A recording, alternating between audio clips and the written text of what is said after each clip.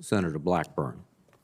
Thank you, Mr. Chairman. And I think somebody wasn't looking at my camera being on, and I got skipped a little bit ago. So thank you for coming back to me. Mr. Kendall, enjoyed our conversation. And of course, we had a good discussion about Arnold Engineering and the fact that we have wind tunnels and engine test cells and arc heaters and space testing chambers all there at Arnold, but crumbling infrastructure is a problem.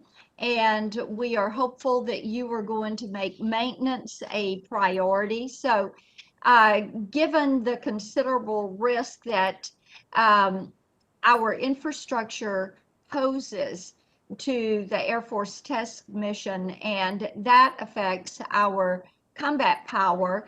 Are you confident that our testing facilities are sufficiently well maintained and modern to meet the high demands of our priority testing items like hypersonics? Senator, I haven't had a chance to review the current status of those facilities. In my previous position in the department, I was responsible for test facilities, and I consider that a very important and a high priority, that those facilities enable us to move technology forward.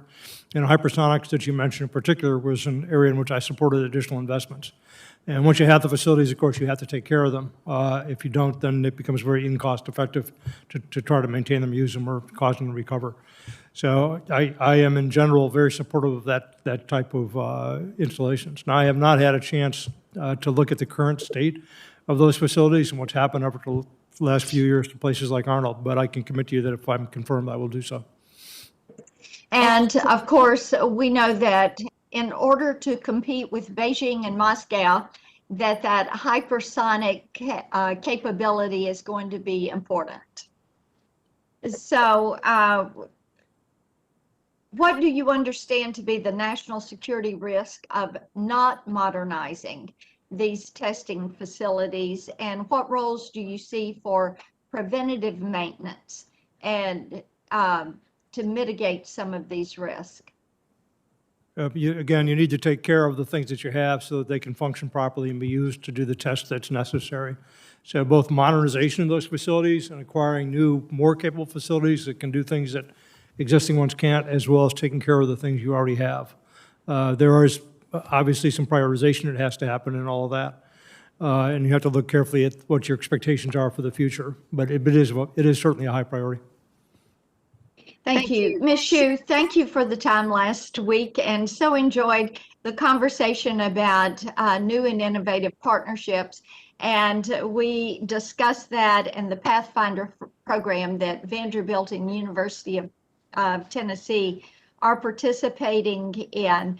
So my question to you is, how would you seek to more quickly transition emerging technologies through leveraging some of these public-private partnerships and also the capabilities that we find in our national labs?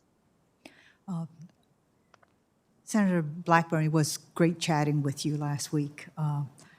I absolutely believe the fact that the university is working so closely with the users to develop critical technologies that would have strategic implications, that is absolutely the right way to go. Because it's the users who understand where the shortfalls are, and collaborating with the universities as well as small companies is the right step moving forward.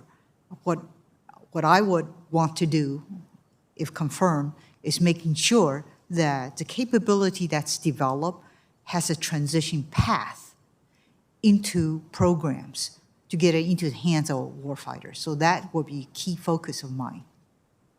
Okay, I appreciate that, and I think that using that, finding that pathway so that you have that participation by the warfighters in developing both hardware, software, applications. There was discussion from Senator King earlier about 3D printing and looking at those capabilities.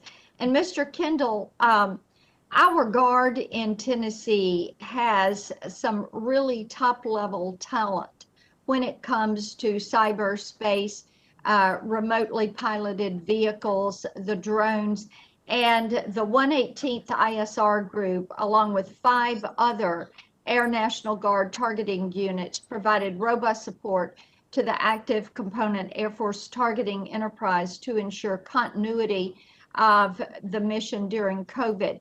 And what is your view on the role of the MQ-9 Reaper in great power competition? Senator, the MQ-9 Reaper's been a very valuable program.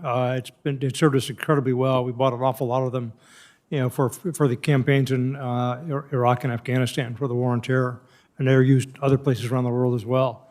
So the concern people have about that now is its utility in a high threat environment, in a non-permissive environment, it's called. So I think we'd have to look at what we could do to sustain that program in that environment. I know that some things have been talked about, including adding more countermeasures to the aircraft and providing some standoff capability. And I think those are well worth looking at. We've made a big investment in that platform, and it would be a shame to not be able to utilize it against more sophisticated threats. Thank you so much. Thank you, Mr. Chairman. Thank you very much, Senator Blackburn.